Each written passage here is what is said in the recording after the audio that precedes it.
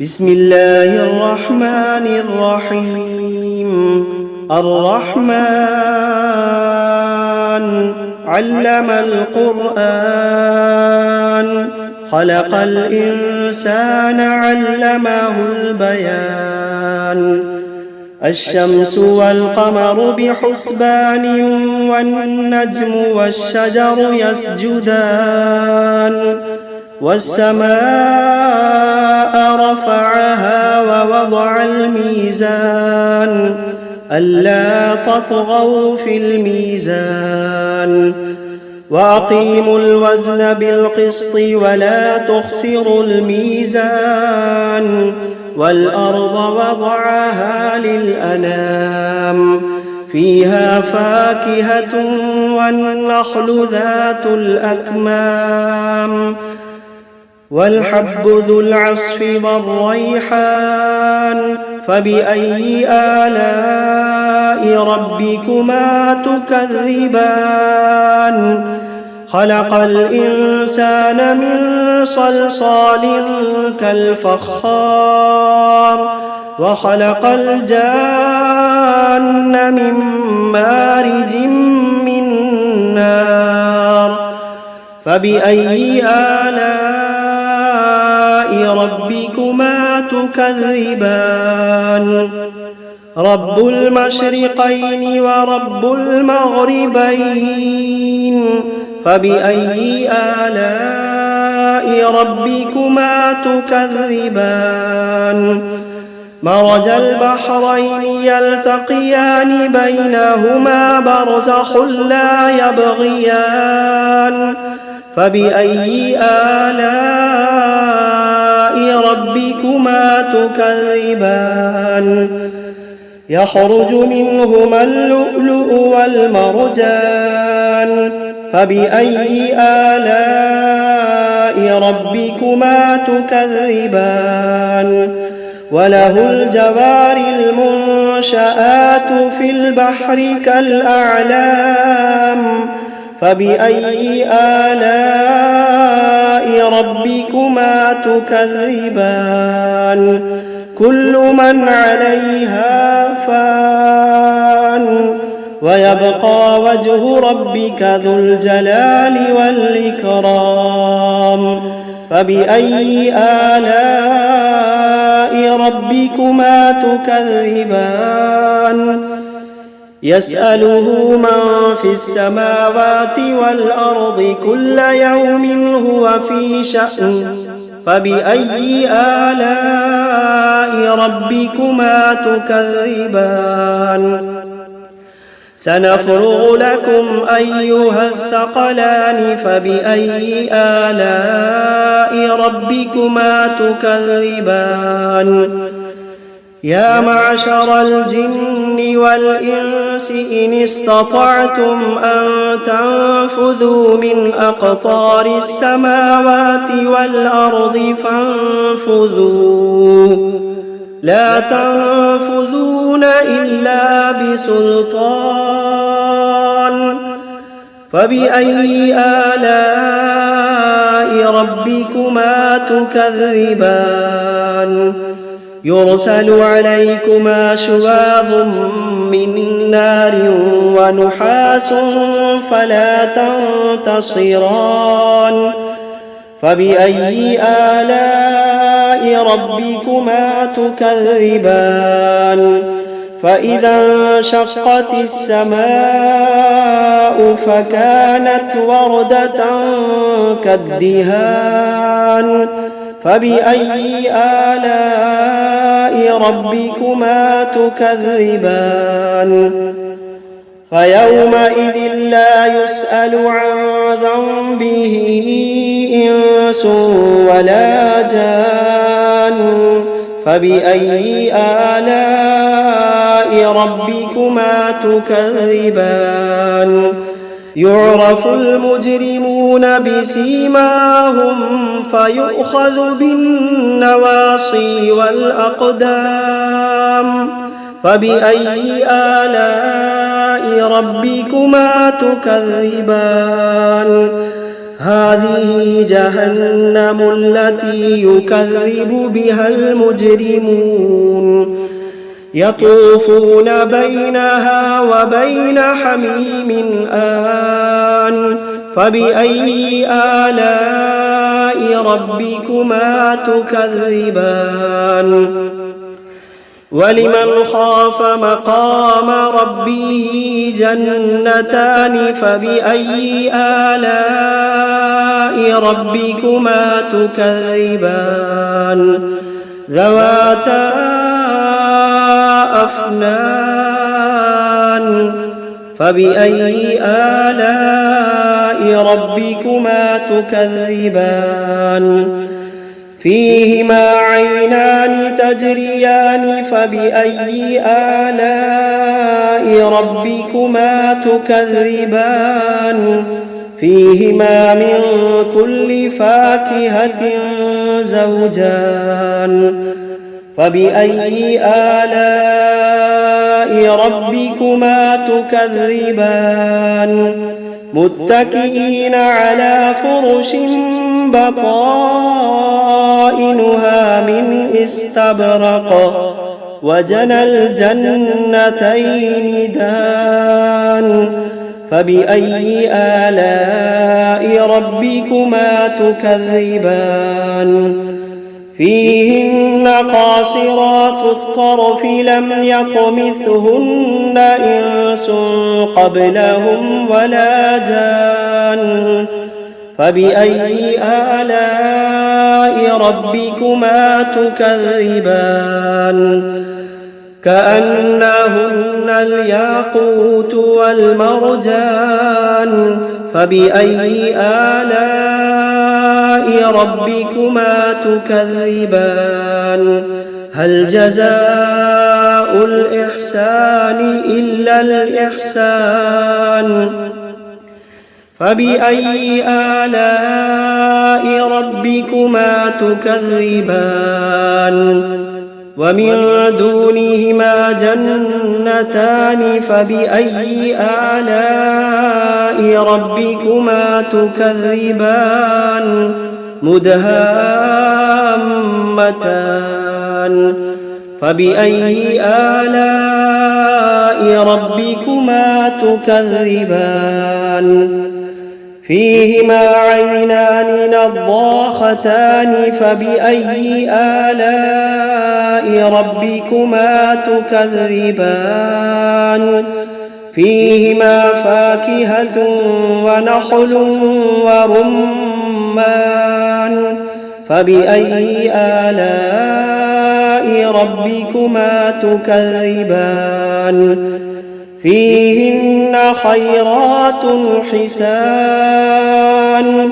فبأي آلاء ربكما تكذبان حور مقصورات في الخيام فبأي آلاء ربكما تكذبان لم يطمثهن إنس قبلهم ولا جان فبأي آلاء ربكما تكذبان متكئين على رفرف خضر وعبقري حسان فبأي آلاء ربكما تكذبان تبارك اسم ربك ذي الجلال والإكرام بسم الله الرحمن الرحيم تبارك الذي بيده الملك وهو على كل شيء قدير الذي خلق الموت والحياة ليبلوكم أيكم أحسن عملا وهو العزيز الغفور الذي خلق 7 سماوات طباقا ما ترى في خلق الرحمن من تفاوت فارجع البصر هل ترى من فطور ثم ارجع البصر كرتين ينقلب إليك البصر خاسئا وهو حسير ولقد زينا السماء الدنيا بمصابيح وجعلناها رجوما للشياطين وأعتدنا لهم عذاب السعير وللذين كفروا بربهم عذاب جهنم وبئس المصير إذا ألقوا فيها سمعوا لها شهيقا وهي تفور تكاد تميز من الغيظ كلما ألقي فيها فوج سألهم خزنتها ألم يأتكم نذير قالوا بلى قد جاءنا نذير فكذبنا وقلنا ما نزل الله من شيء إن أنتم إلا في ضلال كبير وقالوا لو كنا نسمع أو نعقل ما كنا في أصحاب السعير فاعترفوا بذنبهم فسحقا لأصحاب السعير إن الذين يخشون ربهم بالغيب لهم مغفرة وأجر كبير وأسروا قولكم أو اجهروا به إنه عليم بذات الصدور ألا يعلم من خلق وهو اللطيف الخبير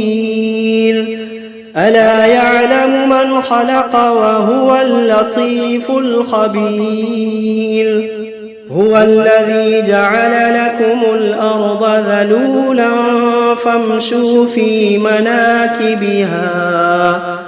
فامشوا في مناكبها وكلوا من رزقه وإليه النشور أأمنتم من في السماء أن يخسف بكم الأرض فإذا هي تمور أم أمنتم من في السماء أن يرسل عليكم حاصبا فستعلمون كيف نذير ولقد كذب الذين من قبلهم فكيف كان نكير أولم يروا إلى الطير فوقهم صافات ويقبضن ما يمسكوهن إلا الرحمن إنه بكل شيء بصير أمن هذا الذي هو جند لكم ينصركم من دون الرحمن إن الكافرون إلا في غرور أمن هذا الذي يرزقكم إن أمسك رزقه بل لجوا في عتب ونفور أفمن يمشي مكبا على وجهه أهدى أمن يمشي سويا على صراط مستقيم قل هو الذي أنشأكم وجعل لكم السمع والأبصار والأفئدة قليلا ما تشكرون قل هو الذي ذرأكم في الأرض وإليه تحشرون ويقولون متى هذا الوعد إن كنتم صادقين قل إنما العلم عند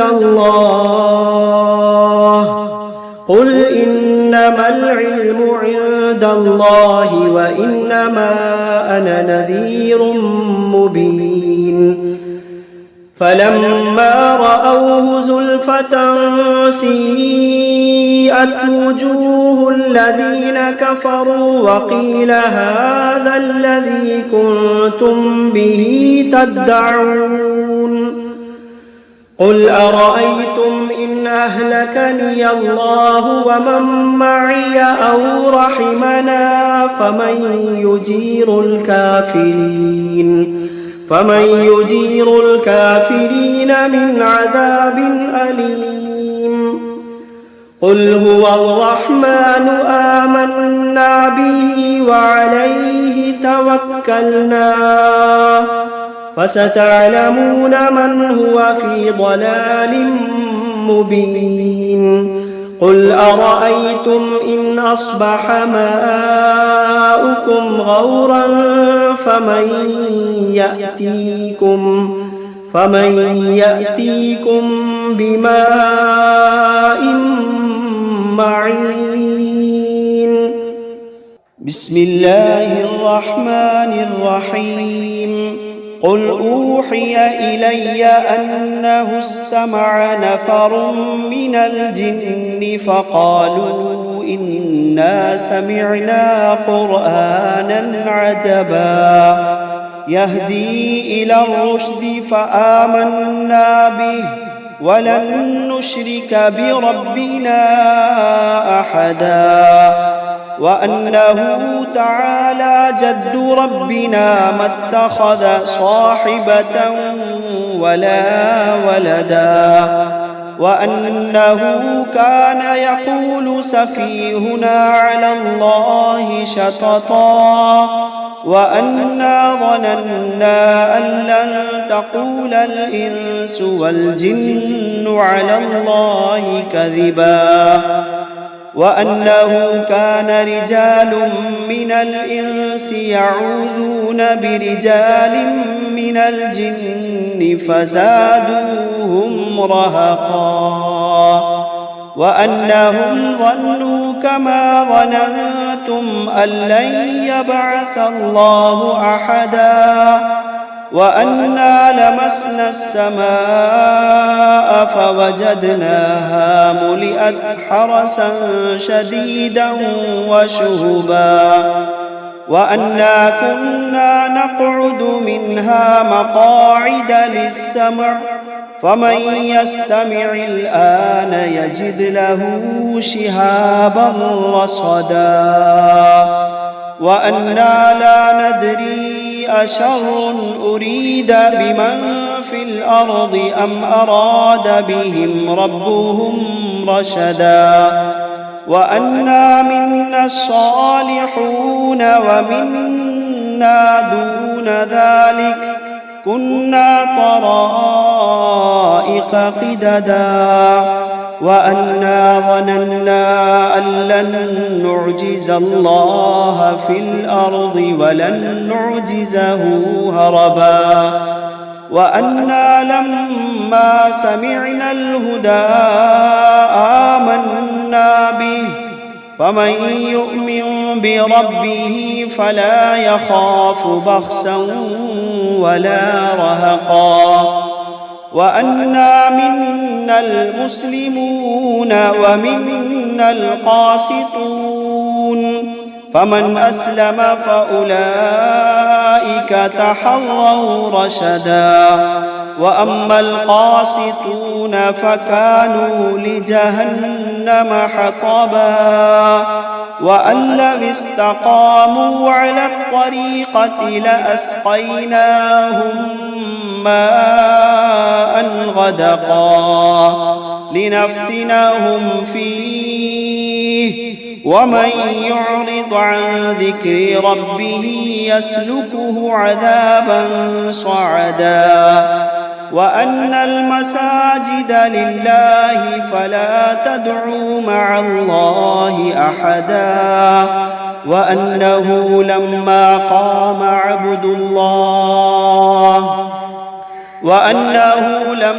قام عبد الله يدعوه كادوا يكونون عليه لبدا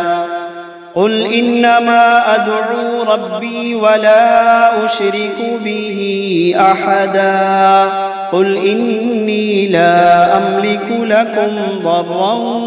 ولا رشدا قل إني لا أملك لكم ضرا ولا رشدا قل إني لن يجيرني من الله أحد قل إني لن يجيرني من الله أحد ولن أجد من دونه ملتحدا إلا بلاغا من الله ورسالاته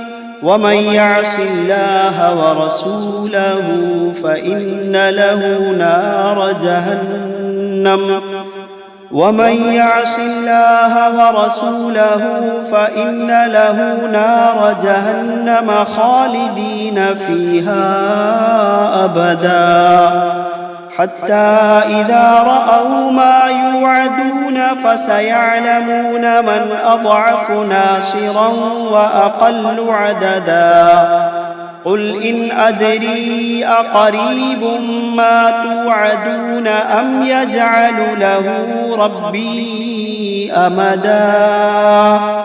عالم الغيب فلا يظهر على غيبه أحدا إلا من ارتضى من رسول فإنه يسلك من بين يديه ومن خلفه رصدا ليعلم أن قد أبلغوا رسالات ربهم وأحاط بما لديهم وأحصى كل شيء عددا.